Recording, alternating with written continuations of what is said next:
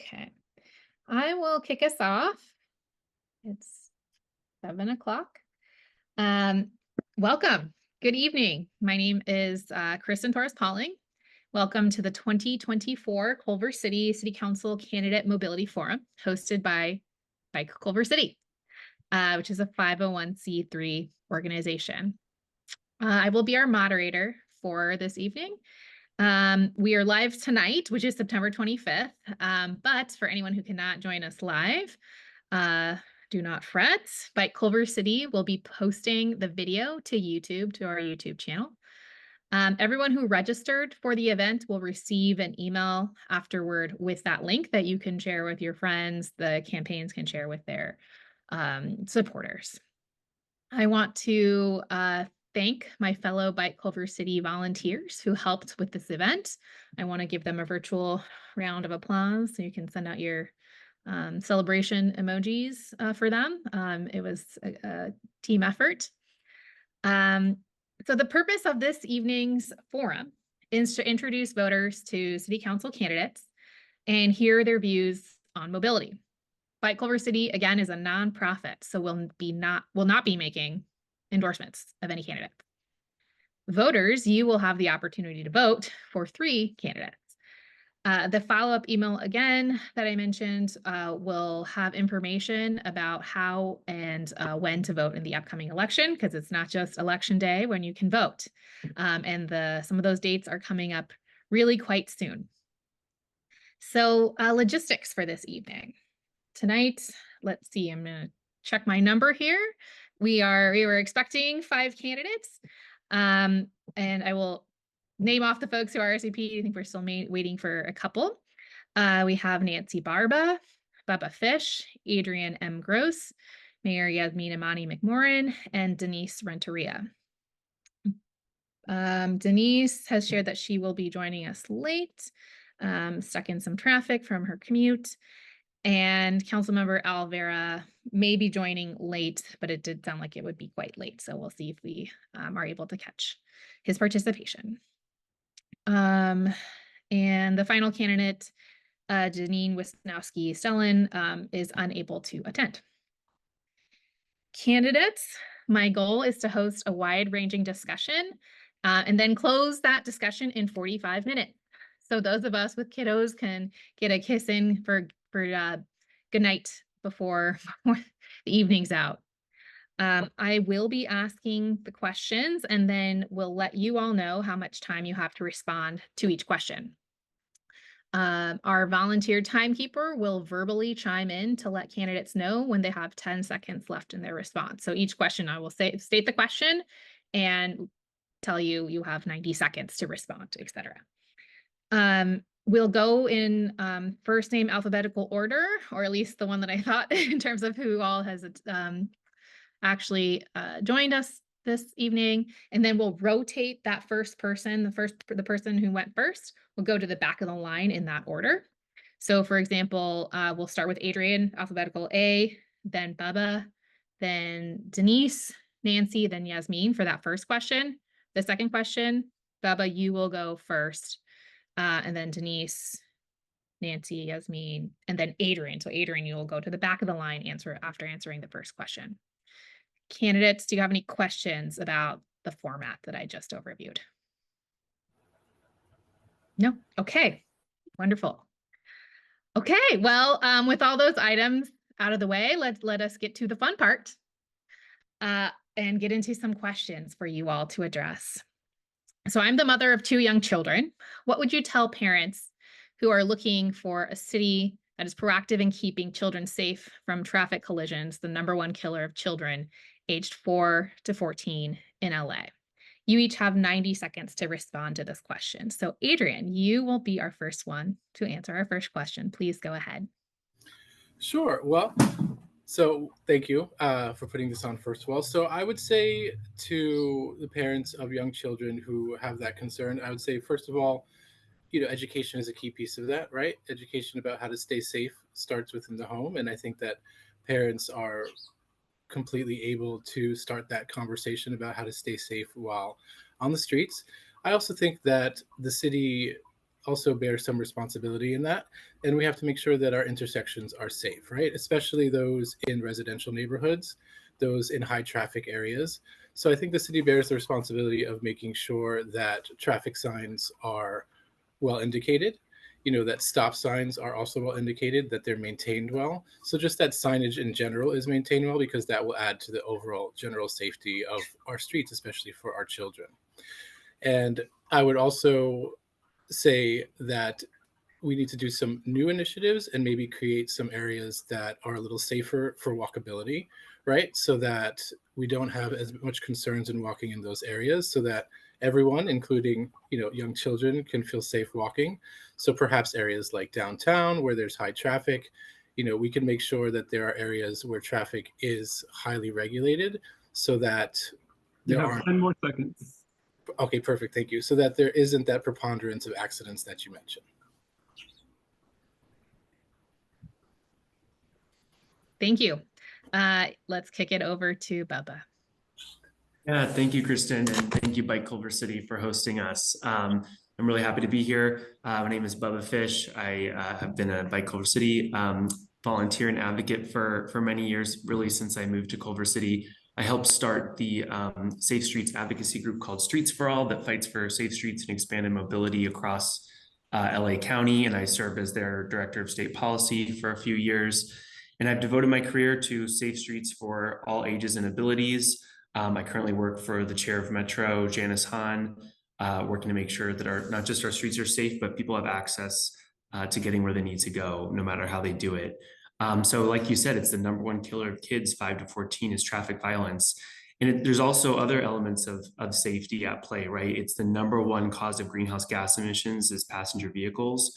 So it's not just, our physical violence that's at risk, but it's also the harm that's caused to our climate. So that's why what's happening downtown with the removal of the protective bike lane. It's unfortunate that we're going in that direction, because it's so important, not just for people on bikes, but those projects are proven to make streets safer for everyone. So we need to continue to 10 more seconds. to expand our bicycle and transit network. I was a big part of the push to abolish parking requirements here in Culver City, which is another big victory, and helped reduce car dependency in unsafe streets here in the city. I want to continue those wins. Thanks, Bubba. Okay, we will pass it over to Nancy. Thank you, Bike Culver City, and thank you to everyone that's joined and is listening in.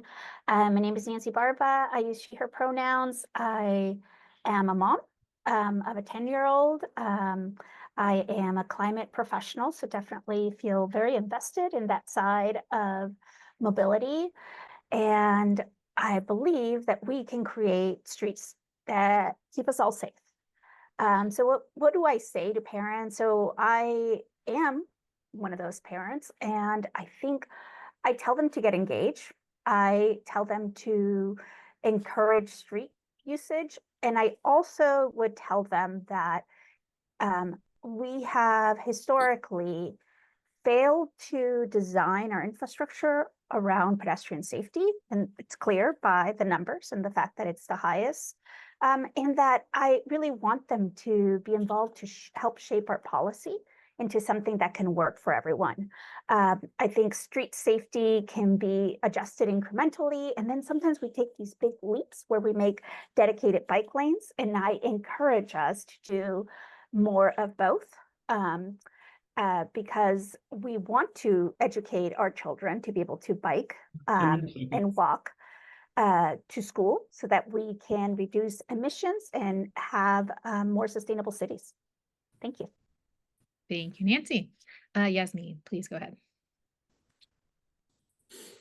Hey, thanks so much. Good evening, everyone. Really appreciate Bike Culver City for having us this evening. Deeply appreciative for the advocacy that y'all do in the community day to day. So really appreciate it. My name is Yasmin Amani McMorrin. I use she, her pronouns. In terms of what I would say, and I'm currently the mayor of the city, what I would currently say to parents of kiddos and our community where we are aware that traffic violence is the number one killer of children, which is incredibly alarming. As a parent myself, although my daughter is just outside of that kiddo range, which is wild, y'all, so it goes fast. So I would say that first. But I would follow that right up with our policy is absolutely always a choice. We are choosing actively each budget cycle, each council meeting when we talk about traffic safety or even red light cameras by not bringing in the street design and not taking seriously how we could actively choose differently, how we could actively design our streets to be safer. There's so many things that we could do that would further overall safety. And I see that. So one of the things, I don't know if I'm running low on time, but I am really proud to have supported parents, a group of parents in a neighborhood not too far from where I am right now, who advocated for more crossing guards in their community. And Wonderful. we have Thank you so for much power. So yeah, thanks. thank you for your response there. So moving to another question, what did the pandemic teach you about mobility, and how does that relate to your vision as a council member? Let us start with Bubba. Yeah, I mean, didn't we all find out more about our neighborhoods during COVID? I certainly did. I found parks I didn't know I had near me. I knew, I started getting around different ways. I started walking more in my neighborhood. But the pandemic also was a huge shift, turning point for Culver City. Due to the hard work of council members, before COVID, and then also council members who were in that seat during COVID, like Mayor McMorrin. We were able to reimagine some of our streets, just like cities across the country did. And it was really inspiring to see. We saw, we saw different uses for our streets, right? We used Main Street as an open street, and we allowed people to really thrive and exist in the open space. We had one on Melville show up too in the Arts District. We you have 10 more seconds. We took some lanes and made it into outdoor dining and a bus lane and a bike lane, and we were able to reimagine that, and we saw what life emerged from that, and it was really cool to see. And I think there's so much potential that we could do that even beyond the pandemic to create more life and vibrancy in our city. Thank you. Nancy. The pandemic taught me a lot. So it's when 2020 was the year that our family went down to one car. It taught me the amazingness of open spaces and reclaiming some of the outdoor public space for pedestrians, as Bubba has described, the parks, still walkability, that amplifying some of that space for all things that may not be auto-centric. And it also taught me that there is a tremendous amount of inequity, because I understand I'm entirely privileged to be able to work from home and to be able to share one vehicle and bike around my everyday needs in the city, which is why I think we need to refocus our investments in our mobility infrastructure to focus on equity. Thank you. Yasmin, please go ahead. Thank y'all for the question. And I'm just now seeing that little circle, so I will be more mindful about the time frame. So thanks for that. The pandemic taught me, and I think it taught all of us that, I say from the dais a lot, so much more than the status quo is possible, and being completely shook from the normal status quo of our day-to-day lives. Made us think about things. It forced all of us to think about things differently, from, our public spaces. I miss the alfresco dining. And I just, it doesn't just have to be a catastrophic event like a pandemic that opens the door to more imaginative thinking about how our spaces are serving us, how they could serve us, how we invite people into our processes, and how we serve our community. So I really appreciated coming in. It's wild during that time, but it was a cool time to be a council member. We had a great majority. Thank you. Adrian, please go ahead. Yes. So, oh, my video turned off. So the pandemic taught us many things. I think we could all agree with that. But when it comes to mobility, it showed me that mobility is perhaps more important than any of us quite imagined because it was restricted during the pandemic. And we saw what happens when a person doesn't have access to the usual resources or the usual ability to move freely about. And I think it's important that what I would integrate into my tenure in city council would be to re-examine new existing projects and see to make sure that people of all mobility levels have access to them. So that's what really it taught me is that mobility is more important than any of us really could have imagined because it was restricted. And we saw what happens when it was restricted. And that made me reflect upon those whose mobility is restricted on a day-to-day basis outside of the pandemic.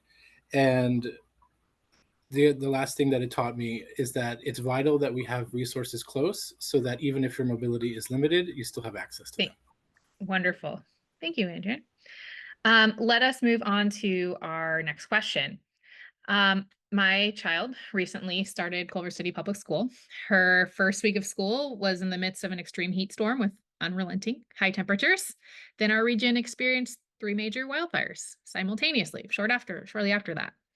All that to say, our climate crisis is very much here and it's already impacting vulnerable people's lives. Now, vehicle miles traveled is by far the leading cause of greenhouse gas emissions in our region and in our state. How can Culver City be a leader in addressing this alarming threat? And you have 90 seconds for this question. Let us start with Nancy. I think Culver City can be a leader in this by doing and undertaking projects such as Move Culver City. Thinking of ways, and I'm not specifically saying that's the exact project, but projects that encourage multimodal last mile, first mile, that are going to encourage more mass transit, because if the bus comes around quicker, and if we have shuttles to other major mass transit stops like the E line, I think it would encourage more of us to get out of our car. And I do think about the fact that among the top 3 things that is a local government, we can reduce emissions, lowering vehicles miles traveled through addressing the mobility infrastructure is at that top of that list.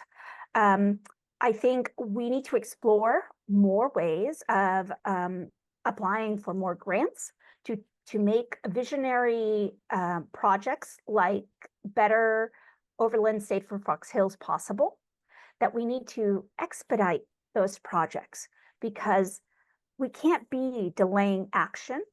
And also balancing the action of those projects with how do we make mass mobility better, right? So that more, especially people that cannot right now afford cars, that more of them can get around faster. Thank you. Yasmin. Thanks. Yes, this is like something I dream about, that we could be a leader in climate change again and leading on projects in Culver City. I mean, just to be honest, y'all, it takes political will. We have all the plans from the bike pedestrian action plan. We have traffic studies. We have, amazing feedback from from the projects we have already designed, like Move Culver City, which met our goals. It is difficult. Change is hard, even when it's good. One of the things that I would say is, like, just on a basic level, we need to invest in ensuring both our public works and our transportation staff are fully staffed. Public Works last time during the budget cycle, they were running at about a 20% vacancy rate, which is incredibly high, which means that, the staff that is there are overly burdened, which means that projects like the Fox Hills, bike lanes and et cetera, Safe Street Package is so delayed. That was happening before the pandemic, those plans, and it's 2024 and we're still working on them, right? So we feel that by that lack of investment in the budget. and it cost us. I lift up our neighbor, an elder that was killed on July 4th 2 years ago, and that is a policy choice. We need to invest in alternative modes, which will help in the climate crisis. Thanks for the question. Thank you. So we move to Adrian. Yes, thank you. So, as many of us well know, climate change is top of mind for a lot of people. It is one of the most important factors that will affect livability in our city and in every city, moving forward. I think that our generation and we as leaders, we bear the onus slash unique responsibility of being able to intervene at an important time where we can truly make a difference and ensure that things begin to go in the right direction. And I think that we need to own that responsibility and make concrete actions towards it, specifically for Culver City and for helping to reduce emissions and to ensure the livability of our environment for future generations, for our children. I think that a lot of this starts with public awareness, right? I think we do have, some public transportation in place, but does the public know about it? Public awareness of alternative modes of transit, are using the bikes. I think the Cyclovia is a wonderful initiative for raising awareness about that. But I think it's really about engaging the public and raising public awareness so that they become more aware of these alternative modes of transportation that do reduce our imprint on the environment. And I think that in general, the city council can be more conscious. Okay, just in general, in all aspects of what it does, the city council can be more conscious of the impact it makes on the environment through usage of resources. Perfect timing. Thank you. Bubba, your response or response to the question. Yeah, thank you. This is the existential threat of our time, and all of us policymakers should be, squarely focused on it. 28% of our greenhouse gases in the state are single passenger or passenger vehicles, but that number in Culver City is even higher. It's 56%. And that's a big reason for that is we're a huge job center, right? We have 4 jobs for every 1 unit of housing. So to tackle climate change, we don't just need a bike network or in a transit network that's much more expanded than what we have now, kind of like what the mayor was saying. And we also need housing, right? We need enough housing here to support the people that work here so that they can continue to live, work, and play in the same in their communities, and they can benefit from the communities that they work and contribute to every day. And I also, want to uplift kind of the differences between, the different folks running. We have a friend who's running for council who is, who literally abstained from a grant called the Affordable Housing Sustainable Communities Grant. It was fully filled out. It would have provided 95 units of affordable housing. And he said, no, I'm going to abstain because the grant required a bike lane in it to be competitive. And that was too much. We need to expand transit service across the city so that when you get to a bus stop, you don't have to wait more than 10 minutes for your bus, and a lot more open streets events. And I can go on and on, but yeah, it's a difference in how we approach these issues. Thank you. Okay, we're going to move to a different style of question now. We're going to do sort of more lightning rounds type of questions. So you're not going to get a timer on these. I'm just going to ask you to respond very, very briefly. So for the first one, and I think we are on Adrian for the first one. Yes. Okay, Adrian, in one sentence, what do you like or dislike about bus service in Culver City? I like that the bus service gives mobility options to those who may not have other options. What I dislike is that I feel like its reach could be expanded. Thank you. Baba. Bus service. What do you like, dislike?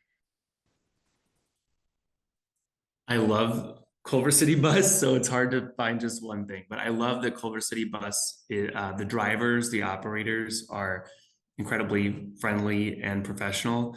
I guess the one thing I don't like is the frequency. We need a lot more frequency on our buses. Thank you. And since everybody's doing a like and dislike, I will allow 2 sentences. Nancy, please. I did phrase it in a way that might lead you down that path. So Nancy, what do you like and dislike about Culver City bus service? I like the routes for the 1A, it's 1A1 line. That's my favorite route. I dislike the frequency. Thank you. Yasmin. Yes, I really love Culver City Bus and the fact that we still have a fantastic fare-free program for our kiddos. So if you have one, check it out. And I dislike that we could probably pay our bus drivers and staff a bit more. So I really think we should pay them more. Yeah. Thank you. Another lightning round question. In one sentence, what is your favorite bike ride or bike path in Culver City? And we are on Bubba. Oh my gosh. I mean, it would have to be Biona Creek to the beach. Noted. Nancy. I love going from my home near downtown Culver City to the right through Washington and then around Adams. And I like it because it is a sign. Oops, I'm talking too much. That's my favorite route. Thank you. Yasmin, your favorite bike ride in Culver City in one sentence. This is not a safe route. I will just say that because it's not even a bike lane, but I live in Fox Hills. And one of my favorite things is I'm new to the e-bike community, newish to the e-bike community, is like riding down that hill. It's so much fun. It makes me feel like I'm like 12. So I like riding down it We safely. love Leave with the fun helmet. city. Adrian, your Yes. favorite bike ride. My favorite bike ride would be from my home, which is near Venice and Overland, toward downtown.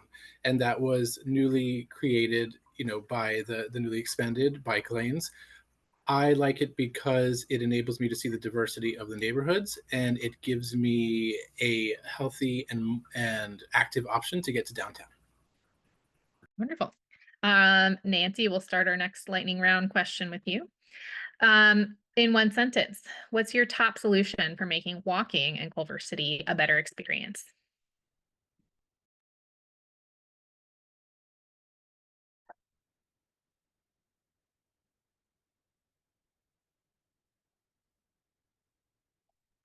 Fixing sidewalks. Excellent. Boiling you. it down to one sentence. Hard. Thank you. Yasmin. This is, I feel like you're trying to trick me. I know you're not, but I think I want to say, and people are probably not going to like this, but it's a way better experience, in my opinion, speaking from the eye, to be a pedestrian when you do have protected bike lanes or things that kind of just provide a little buffer, particularly because in Fox Hills, cars do ride very, very fast in our community. So it always makes me feel a little unsafe. So yeah, I think a little plug for the lanes, it does help. Thank you. Adrian. Yes, I would think it would be clear, updated, and maintained signage because it gives you a clear route to where you're going, and it also increases your safety from traffic accidents as you are making your way as a pedestrian. Thank you, Adrian. Bubba, top solution for walking.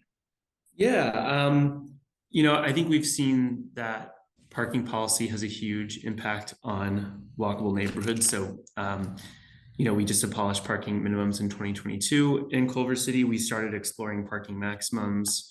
I think that's something we should reopen, and it could lead to even more walkable neighborhoods. All right, thank you. Okay, this one is a yes, no. You could even thumbs up, thumbs down type of speed. Yes or no? Do we need more funding for biking / pedestrian / transit riders in this city?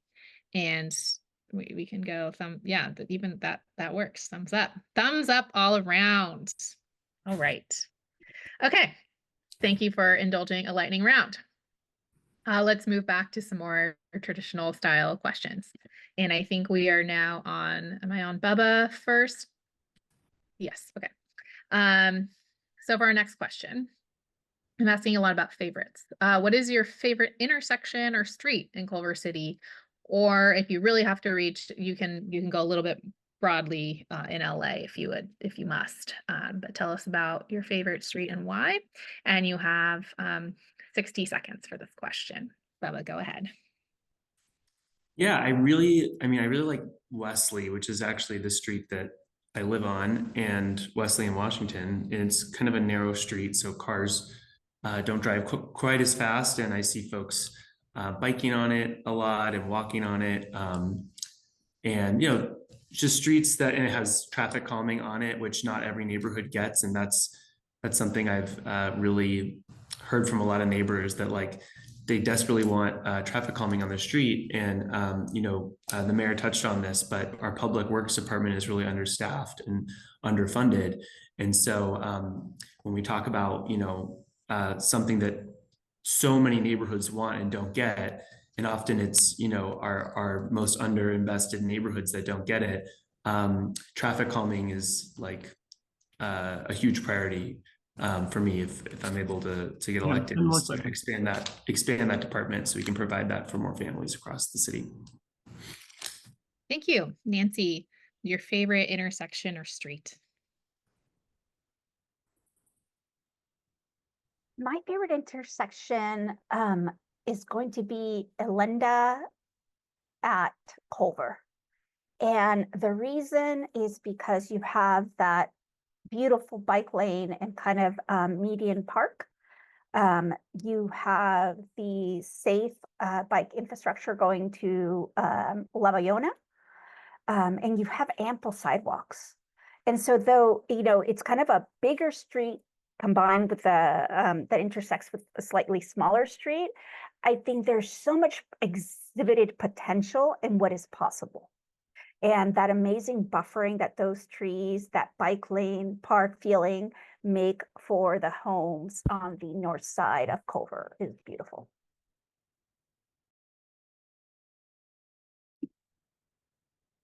I think you're muted, but I think you're calling on me. So I'm calling on you. all right. So for me, this is probably, anyway, I'm gonna just answer. So I love Village Well. I spend too much time there. So that's my favorite little corner. I like, I have a lot of my coffee chats and just meet up with folks at Village Well. And a part of the reason I did that, particularly when there was so much pushback around Move Culver City, particularly with folks who didn't like Move Culver City, I would bring folks there so that they could see how, folks were walking, folks were biking, buses were, rolling in, cars were also flowing through. There have been panels where we've been on and forums where folks have said it takes 30 minutes to get through downtown, even on a crowded, I drive a car too. It's never taken me 30 minutes to get through. So plus it's just a great little corner, right across from City Hall, but it's just like a nice way, like, and I know it's going away, but it makes me hopeful for what we could have. So that's why I like it. Thank you. Adrian, your favorite intersection or street? So my favorite intersection / street would be the area of Washington and Culver in downtown. I am a big fan of our downtown area, for a variety of reasons. One, I think we are lucky as a city to have a place like that where one can go and really spend a day. There's so many dining options, there's entertainment, there's you know businesses to patronize there, local businesses. Personally, I always get recharged when I go have some Phil's coffee and go buy kava and have a chicken roll. Amazing. So I really love that it's a place where you can really go and spend a day and have fun. And I think we're blessed to have an area like that. Another aspect that I love about that intersection is you can see the living history of our city. You can see where our city started, and you can see wonderful historic buildings like the Culver Hotel, and you can really see the path our city has taken from its inception. And it's a great place to bring friends and family when they visited to show off Culver City. Thank you. Thank you for your responses on this one. I tried to channel the great James Rojas and his like placemaking type of thinking in this question, this thinking about what we love in the places that we have and how that moves us forward. So our next question, this one is 90 seconds. What are you looking forward to with the Better Overland and Safer Fox Hills project? And we are now on Nancy as our first response. Oh, there it is. Okay. So much. Like, I kind of want to say everything, but I am really looking forward to the bike lanes on Overland. You know, someone that's been biking, my husband and I have been biking with our kids, and she was like 3 in the streets. And so that having that bike lane is going to be pretty amazing for that huge thoroughway.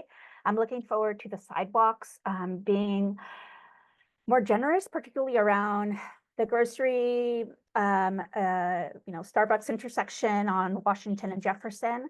I'm looking forward to slowing down the cars at the Jefferson Overland intersection. I am also looking forward to having more pedestrian friendly infrastructure that goes around the curve and into Fox Hills. Hopefully looking forward to the traffic slowing down a bit, because traffic drives very, very quickly on Overland, which makes it unsafe really for everyone. And I'm looking forward to, most importantly, this much needed past due investment in Fox Hills. I think when it comes to mobility, Fox Hills has not been invested sufficiently historically. And I think that's probably the #1 reason I am very much looking forward to it. Thank you, Yasmin, your response on this one. Thank you. Well, right now, y'all, with our current council makeup, I'm just hopeful that it happens. I'm hopeful that we have a Better Overland and Safer Fox Hills project, because it is a real, very real possibility that that could not happen. So I'm hopeful that it will exist in some form, that we will have safer street, bike, and pedestrian infrastructure implemented. I will say that I participated and still am participating in a Mayor's Institute for Pedestrian Safety, and I shared this with some of our leadership, and they were really excited about the plans. I mean, we did a really meaningful participatory process, as well as implemented walking audits. So just like a shout out to staff for like doing new things. As far as I knew, I don't know if we really were leaning in and getting feedback and having people really understand the process and bringing our neighbors into the process. And I think that's really meaningful and instructive for us moving forward. But I'm hopeful that Fox Hills will finally, after, you know, I remember being on the calls. I moved to Fox Hills in 2020 and being on those calls about our bike lanes and how we were going to make Fox Hills safer. And, you know, just now it's looking like some funding will finally be coming to make some of that realized in 2024, maybe 2025. So, so it's really important. I'm hopeful we can make it happen for our neighbors and our community. Thanks for the question. Thank you. Thank you, Adrian. Your response here. Thank you. Yes. So, you know, I think one of the most important aspects of any city is that those who govern it create safe spaces and a sense of community for folks in the city. And I do think that an area of opportunity for Culver City is that we could create more of a sense of community for the whole city and also for distinct neighborhoods. So, you know, while we are a sister city to LA, I think that we're wonderful in our own right and we need to expand upon that. So one of the things that I'm most excited about, as the mayor said, hopefully if that project goes through, is that it will create that opportunity for everyone to engage as a community, right? Folks will be out on the street, biking, walking together, meeting each other as they stroll by. And it brings joy to my heart to think that people will be out there doing that, because I think that in a lot of cities that's lacking. You know, we need to interact with each other. We need to see each other as human beings. We need to all get out in the streets as a group. So that's one of the most important aspects. I also think that just showing people who live in the city that it is safe, that there are places where you can gather safely is another important aspect.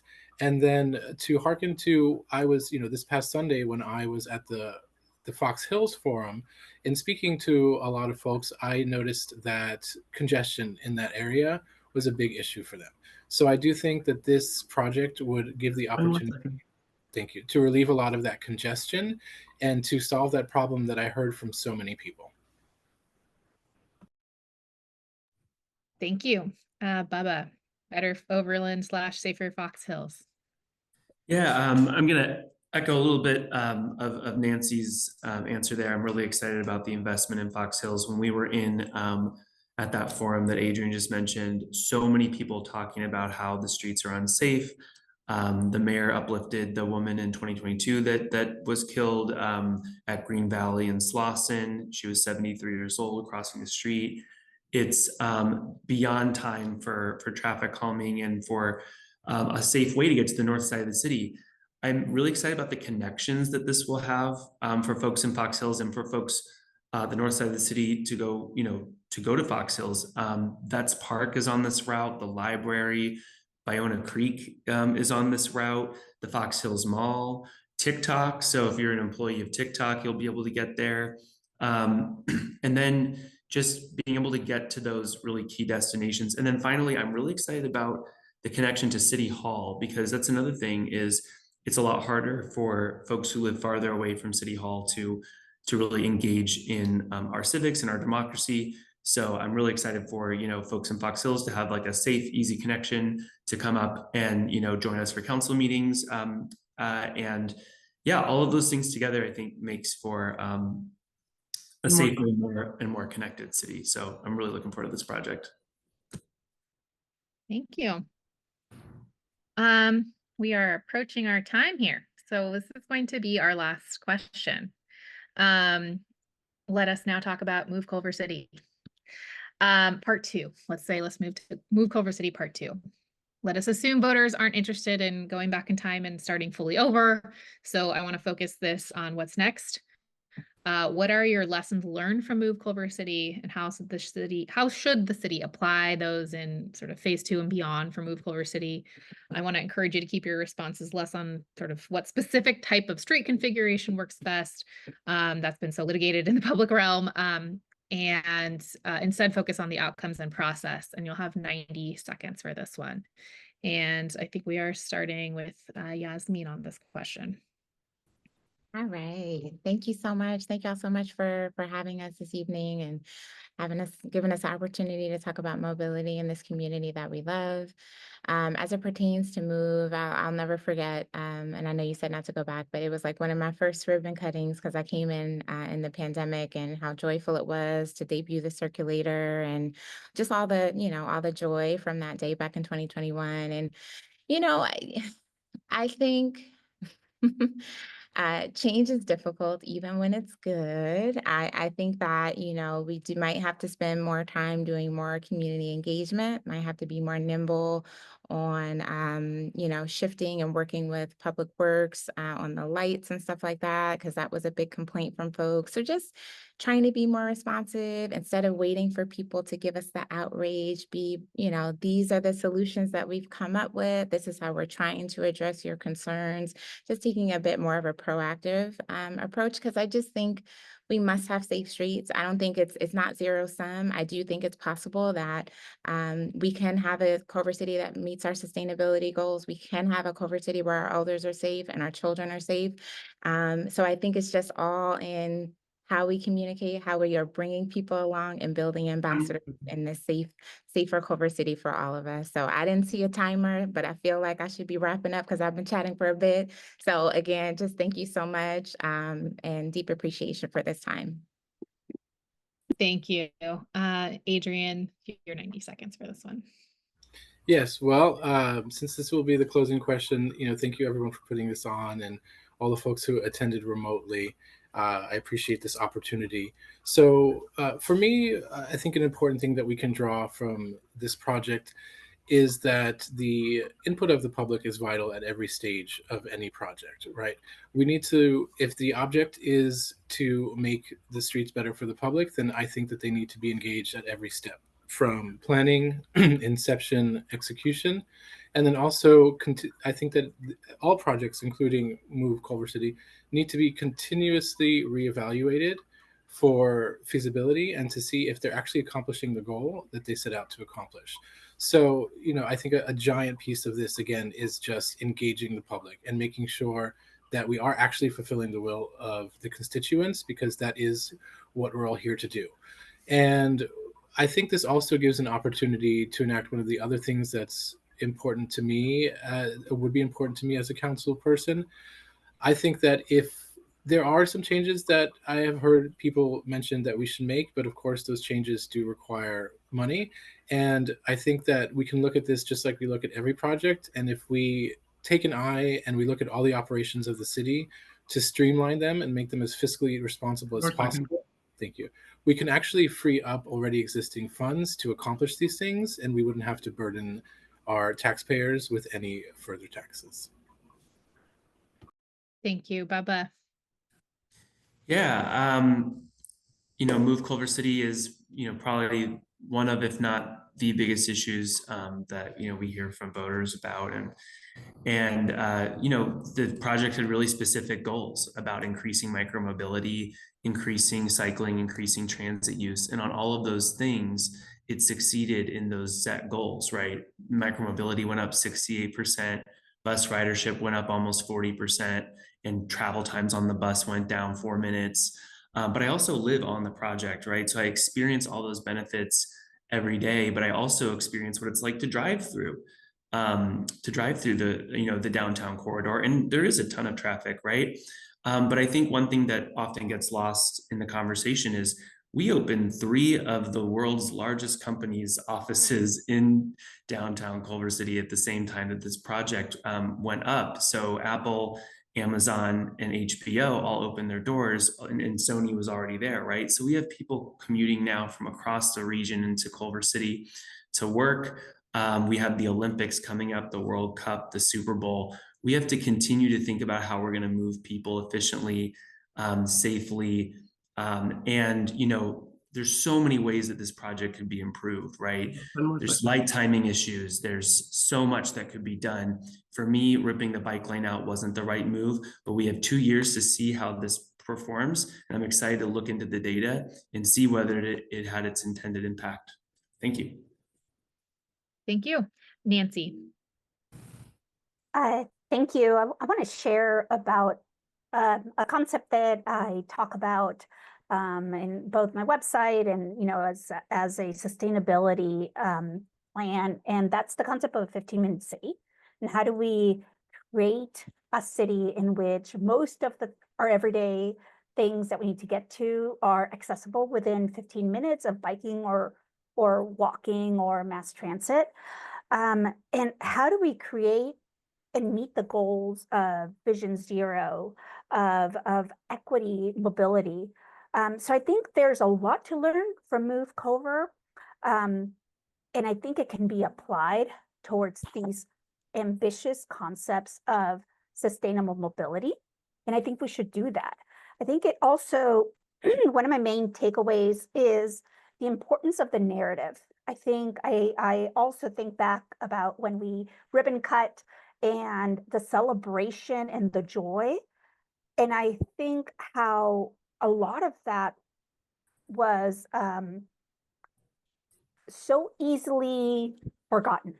And I think it's important that we really push more of these concepts. And when I say push, I mean educate, inform, make sure that we have all of the right pieces when we do programs like this, like buses coming on time, and a regular basis.